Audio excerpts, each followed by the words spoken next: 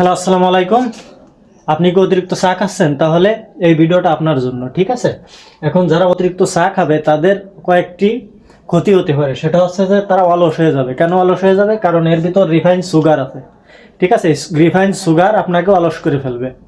তা অতিরিক্ত চা খাওয়া থেকে বিরত থাকুন, কারণ আমাদের কিছু করতে হবে। অতিরিক্ত চা যারা খাবে তারা অলস হয়ে যাবে। নাম্বার 2 হচ্ছে যে তারা ডায়াবেটিক্স, একটা সময় যে ডায়াবেটিক্সই সাফার করবে। কেন সাফারিং করবে? কারণ এর ভিতর রিফাইন সুগার আছে। আর রিফাইন সুগার হচ্ছে যে ডায়াবেটিক্স হওয়ার একমাত্র কারণ। এর ভিতর রিফাইন সুগার থাকে, এই জন্য ডায়াবেটিক্স হওয়ার সম্ভাবনা বেশি যারা অতিরিক্ত চা খাবে। এবং 3 নম্বর হচ্ছে কি, যারা অতিরিক্ত চা খাবে তাদের ব্যবহার খারাপ হবে। কেন ব্যবহার খারাপ হবে? এর ভিতর রিফাইন সুগার আছে। হ্যাঁ, সুগার আছে বাজে ব্যাকটেরিয়ার খাবার। আর বাজে ব্যাকটেরিয়া যদি খাবার পায়, ওরা আপনার স্টোমাকের ভিতর বংশ বিস্তার করবে, ওরা আপনার ব্রেনটে বাজে বাজে সিগন্যাল ফাটাবে, আর আপনার ব্যবহার খারাপ হবে।